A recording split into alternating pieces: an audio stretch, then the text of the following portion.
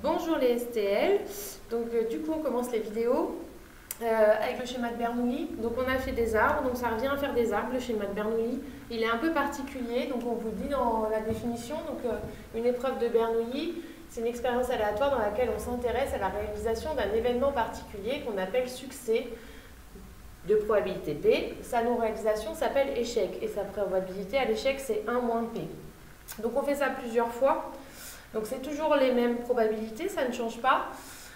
L'expérience aléatoire consistant à répéter n fois, donc le nombre de fois qu'on le fait, de manière indépendante une épreuve de Bernoulli de paramètres P s'appelle schéma de Bernoulli de paramètres n et P. Donc le nombre de fois qu'on le fait, n, et P, la probabilité du succès. Il faut savoir que le succès, souvent, c'est quelque chose de négatif. Par exemple, dans notre exemple, l'entreprise estime que 5% des appareils qu'elle produit nécessitent un réglage au moment de la mise en service. Ça veut dire que mon succès, ça va être l'appareil nécessite un réglage au moment de la mise en service. Ok ? Donc on en prélève 3, donc ça c'est n.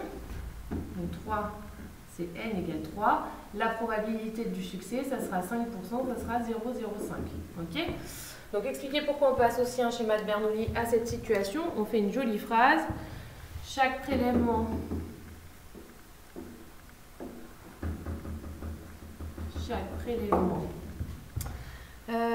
est une expérience aléatoire à deux issues.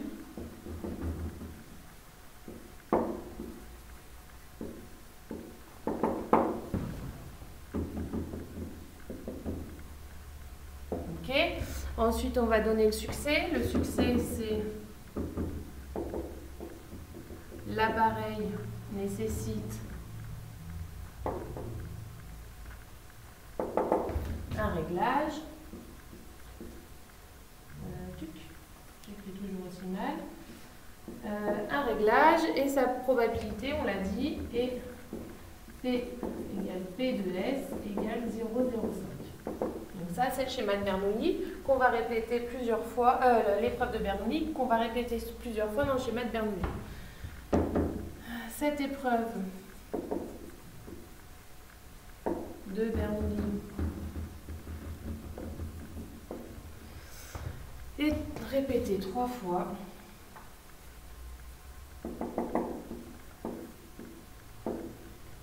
Donc, dans des conditions d'indépendance. Ça veut dire qu'il n'y a pas qui sont indépendants.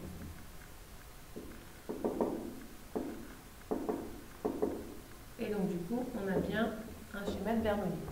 Donc, on va faire le petit arbre, donc la même chose, sauf que ça sera 3 fois les mêmes probabilités. Ok ? Donc, je vous laisse aller en arrière si jamais ça va trop vite.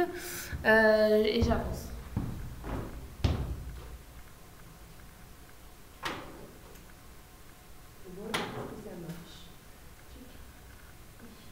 Donc on va faire l'arbre. Donc l'arbre pondéré. Donc on fait 3 fois. Donc on a succès, échec. Donc ça va représenter ça. Donc oméga, on ne dit pas. Succès, échec. Et on va faire ça 3 fois. Succès, échec, succès, échec, succès, échec, succès, échec, succès, échec, succès, échec. Et donc du coup le succès, on a dit que sa probabilité c'était 0,05. Donc l'échec aura une probabilité de 0,95. Et on fait ça sur toutes les branches de l'arbre. Ok. Hop. Donc du coup, ça revient à faire un arbre même plus simple que ce qu'on a vu dans les exemples précédents avec les lois de probabilité, puisque la probabilité ne change pas. J'ai oublié de faire celui-là. Voilà, donc ça ressemble à ça.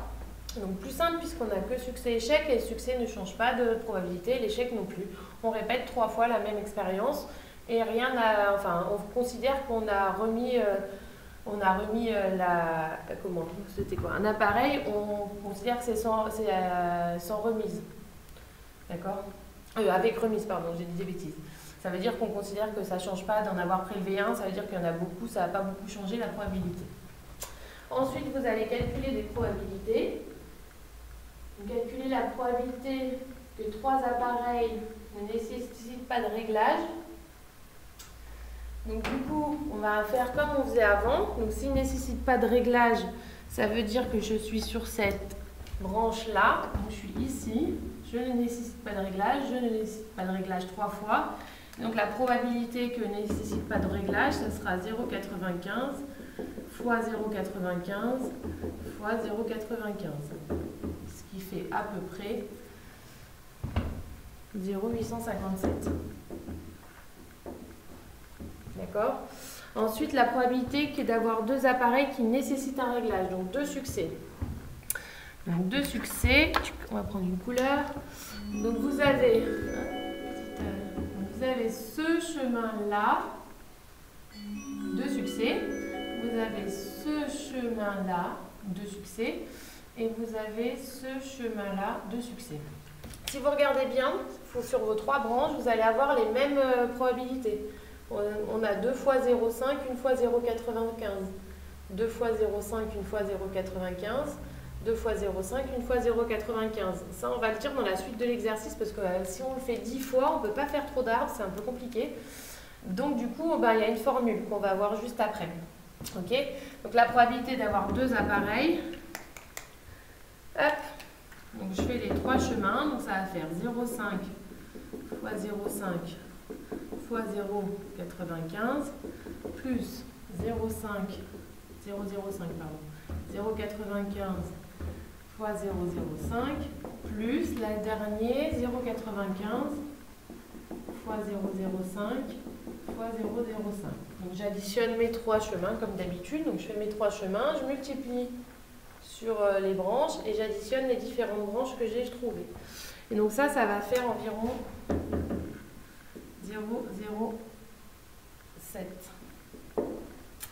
Voilà, donc ça c'est assez simple puisque vous savez déjà faire les arbres, vous savez déjà faire les chemins. Donc c'est juste, on répète plusieurs fois la même expérience et les probabilités ne changent pas. Donc c'est plus simple qu'avant. Voilà, et donc à la suite de ça, vous allez faire une activité pour comprendre ce que c'est un coefficient binomial. En fait, on va trouver dans l'activité, coefficient binomial, c'est pour calculer le nombre de chemins. Si je le fais 10 fois, j'ai besoin de savoir combien de chemins ont par exemple 2 succès. Donc du coup, c'est à ça que vont servir les coefficients binomiaux. Donc, je vous laisserai faire l'activité 3 pages 143, il me semble. Je vous la corrigerai et vous aurez la suite du cours après. Voilà, bon, je vous fais des gros bisous. J'espère que tout le monde va bien. Et vous me manquez, je suis un peu toute seule là dans la salle, c'est un peu bizarre. Mais voilà, j'espère que tout le monde va bien. Bye.